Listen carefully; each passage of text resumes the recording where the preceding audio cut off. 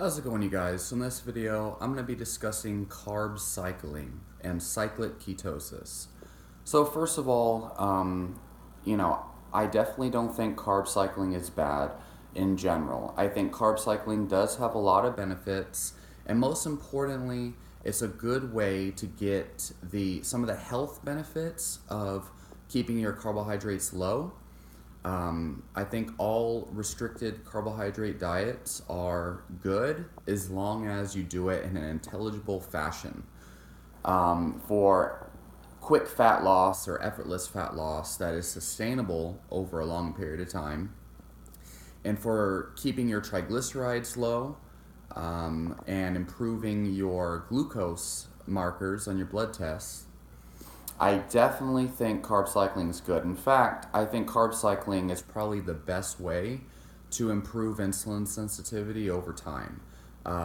Simply because when you go on a full-blown ketogenic diet, over time your body starts to become less efficient at processing carbohydrate and more efficient at processing fats into ketones. And after a ketogenic diet, it can take a couple weeks of the body adapting back to burning glucose, which is why some people believe that ketogenic diets can actually lower insulin sensitivity, is because your body starts to change its metabolism from burning glucose into fat, and so it can take some time after being in ketosis to adapt back to burning glucose. But when you carb cycle, your body keeps the efficiency of burning glucose while being able to burn fat at the same time. The only thing is, with carb cycling, typically your body does not hardly ever enter ketosis. You're probably going to have a little bit more blood ketones than if you didn't carb cycle at all. The problem is, since you're keeping a little bit of carbs in your diet, or you're doing one giant carb day a week, depending on how you structure it, it takes about 2 days for your body to start producing ketones of keeping carbs under 20 grams. And it can actually take up to 4 days, 4 to 6 days for your brain to start using ketones. And it can take well over 2 weeks, 2 to 8 weeks for your body to start using ketones and fatty acids, body fat, as fuel for your exercise. And so what that means is your body is going to probably feel like it is moderately hypoglycemic, because you're keeping enough carbs in your body for your body to be trying to run on carbs, but you're not giving it enough carbs to actually fuel itself. And your body can't burn ketones because every time your body starts to produce ketones, you have a carb up day. And so that can keep you chronically low blood sugar, okay? And, so you'll feel kind of good on the days you eat carbs, but then you'll feel bloated and sluggish on the following days, possibly. But, so a lot of people like carb cycling because, number one, they believe that carbs are required for high intensity exercise. And that's not the case. Me being an MMA fighter and powerlifting, doing powerlifting, I've been on a ketogenic diet for over 9 months now, and I found only performance increasing. So that's not quite a fact. You don't really need carbs to perform.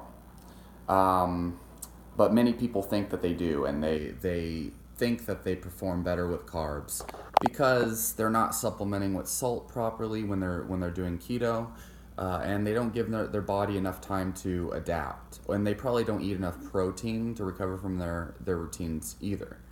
So of course they're not going to feel good on a ketogenic diet, but carb cycling can give you that placebo effect.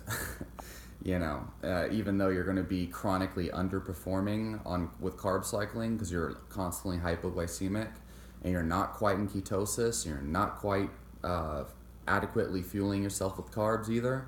So the body probably doesn't have much fuel source. But restocking that glycogen, you should be okay, right? Some people do a lot better with this. The main benefit of carb cycling is you get a lot of the benefits of improve glucose tolerance. If you structure your diet properly, you could probably have better HDL to triglycerides, lower triglycerides, higher HDL, but that depends on how much fat you're eating and what types of fat. But definitely lower blood sugar, lower blood pressure, and better health markers, lower triglycerides for sure. And then obviously you have the benefit of being able to enjoy all those high carb foods in your carb up day. And I think that's the main benefit here, because a lot of people don't have the discipline. They don't have the, like, they can't accept the fact that the only reason they crave carbs is because they keep them in their diet. You know, because after, especially on a ketogenic diet, after 2 weeks, you don't crave them anymore. In fact, your appetite goes way down. It's much easier to remain in a caloric deficit, whether you believe that's necessary or not. Hunger hormones are the big benefit of ketogenic diets. Carb cycling most likely keeps you chronically hungry, because it's like giving someone a little bit of meth one day and then going a week without it. Like, the cravings are going to be intense. Anyway, yeah, so like people who like to go out to eat and gorge themselves on enchiladas and stuff like that, carb cycling can work well for them. Fat loss is likely to happen pretty darn good, you know, and health markers will improve. And the best thing is, you know, you still get to go and you know, eat a ton of rice at a buffet. I don't know why you'd waste your carbs on that, but you know, so you can go ahead and enjoy yourself. So yeah, I think cyclic ketosis is a lie. I don't think it's actually a ketogenic diet. I think it's just carb cycling disguised as keto to make you feel like a special snowflake.